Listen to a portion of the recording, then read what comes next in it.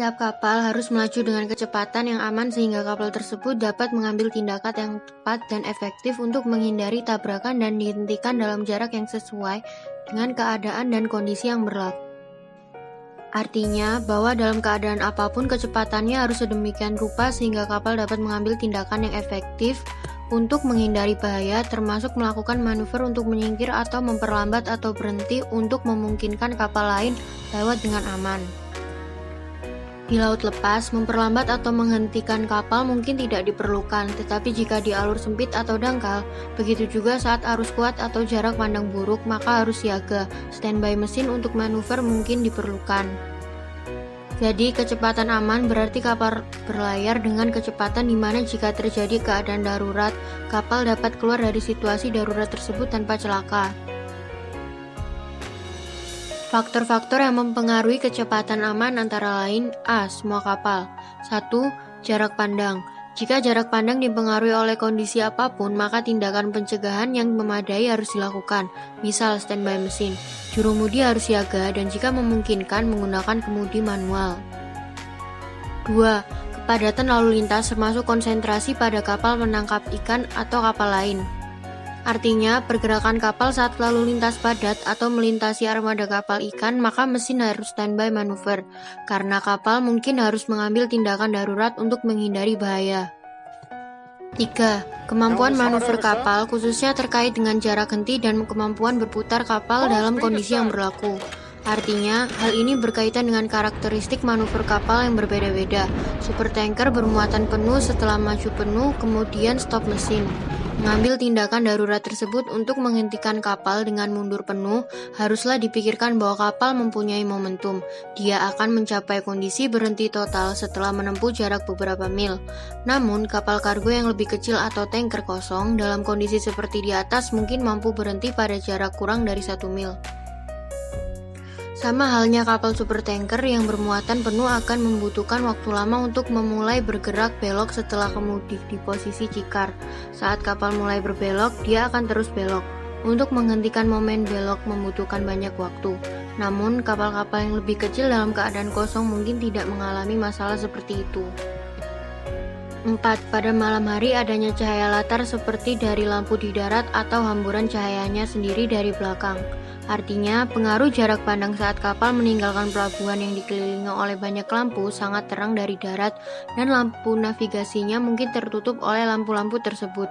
Pengamat di kapal lain akan sulit untuk melihat saat kapal tersebut berangkat dari pelabuhan sampai dia tiba di posisi dengan latar belakang gelap. Hal kedua adalah pada hamburan cahaya belakang kapal itu sendiri. Hamburan sinar belakang kapal adalah efek dari kapal yang terang benderang, katakanlah saat berlabuh atau di laut, lampu di sekitar akomodasi tidak tertutup oleh penutupnya.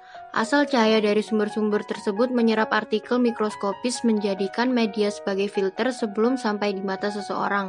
Bila mana tidak terfilter, cahaya tersebut memungkinkan akan mengaburkan lampu navigasi kapal dari keadaan angin, laut, dan arus, dan mendekat bahaya navigasi. Dalam cuaca buruk dengan ombak dan angin kencang, sulit untuk mengubah arah kapal dengan cepat, karena angin dan atau ombak menghambat perubahan itu. Oleh karena itu, saat memposisikan daun kemudi pada arah perubahan yang diinginkan, mungkin mengalami hambatan. Pergerakan kapal untuk berputar atau berbelok sangat lambat. Respon kemudi berbeda dari biasanya. Sama halnya dengan arus, membuat kapal berperilaku seperti keadaan di atas. Perairan dangkal juga akan menyebabkan kecepatan respon kapal untuk mengubah haluan, berkurang dari yang dibutuhkan. Dengan demikian, kapal harus berada dalam kecepatan yang dapat diatur, di mana agar kapal dapat dibawa keluar dari suatu bahaya tanpa menemui situasi sulit lainnya.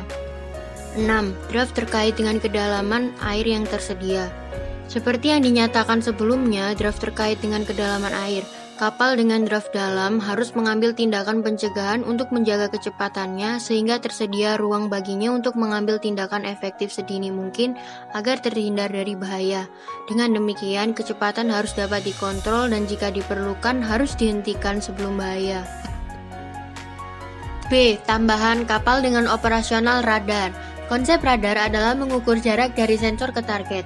Ukuran jarak tersebut didapat dengan cara mengukur waktu yang dibutuhkan gelombang elektromagnetik selama penjalarannya mulai dari sensor ke target dan kembali lagi ke sensor.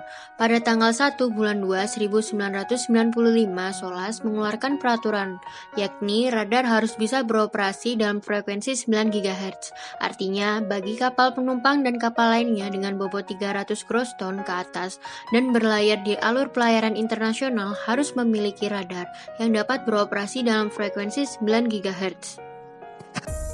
1. Karakteristik, efisiensi, dan keterbatasan radar. Jika kinerja radar tidak maksimal, mungkin magnetron telah usang, pusat PPI terbakar, atau penyebab lain misal blocking tiang dan cerobong kapal bisa berdampak bayangan pada layar radar. Harus menjadi perhatian bagi pelaut saat bernavigasi. Penyimpangan pada radar tersebut dapat menyebabkan kapal lain tidak teracak oleh radar. 2. Kendala skala jangkauan radar yang digunakan. Artinya, terkadang radar dapat berfungsi maksimal dan baik tetapi mungkin memiliki keterbatasan, yaitu tidak dapat mendeteksi kapal pada jarak tertentu atau mungkin tidak terlalu baik pada jarak rendah atau pada jarak yang lebih jauh. 3. Efek deteksi radar pada keadaan laut, cuaca, dan sumber gangguan lainnya. Artinya, merupakan gangguan utama yang tidak diharapkan. Misal gangguan hujan, maksudnya efek tetesan hujan akan mengirimkan pantulannya kembali ke radar dan mungkin akan mengaburkan seluruh area layar radar, sehingga kapal-kapal di area tersebut tidak akan terdeteksi. Radar mempunyai tombol kontrol gangguan hujan. Jika kontrol ditingkatkan, akan mengurangi gangguan tersebut. Akan tetapi, bisa juga menghilangkan target yang lemah. Efek gangguan dari keadaan laut termasuk adalah bahaya gangguan lain pada radar. Hal ini lebih mempengaruhi di sekitar kapal. Efeknya sama dengan gangguan hujan.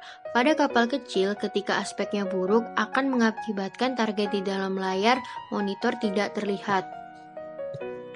Sumber gangguan lain terdapat pada cerobong kapal, di mana campuran asap dengan butiran-butiran arang halus sisa pembakaran pada mesin dibuang melalui cerobong kapal, mengakibatkan dapat merusak atau mengganggu kinerja radar. 4. Kemungkinan bahwa kapal kecil, es, dan benda mengapung lainnya tidak terdeteksi oleh radar pada jarak tertentu.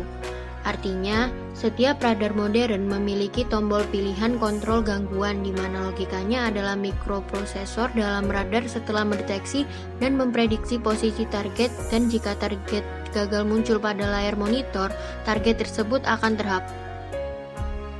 Untuk es di lautan berbeda. Es memantulkan gelombang elektromagnetik ke suatu arah di mana arahnya tidak menuju pada antena radar, dengan demikian hilang sehingga target tidak nampak di layar. 5. Lokasi dan jumlah pergerakan kapal yang terdeteksi radar. Di daerah dengan kepadatan lalu lintas tinggi, melacak apa yang dilakukan setiap kapal dan juga menilai kapal yang dengan faktor resiko paling potensial adalah tugas yang rumit. Namun, dengan unit pelacak radar atau ARPA sangat mudah dilakukan. Waspada dan evaluasi terus dilakukan pada dataset faktor resiko yang disajikan oleh radar. 6. Penilaian tambahan untuk jarak pandang bisa dilakukan ketika radar digunakan untuk menentukan jangkauan kapal atau objek lain di sekitarnya. Artinya, penempatan seorang pengamat dengan penglihatan pada jarak pandang yang buruk, dia harus melakukan penilaian terhadap jarak objek dan mencatat perkiraan berapa target yang dilihat oleh pengamat tersebut. Dahulu, jarak pandang diperkirakan atau ditebak oleh seseorang yang ditugaskan di tiang depan yang kita kenal dengan panjar wala. Penilaian jarak hujan dengan mata telanjang di sekitar kapal hanya diperkirakan. Namun sekarang dengan radar dapat diperoleh angka yang tepat.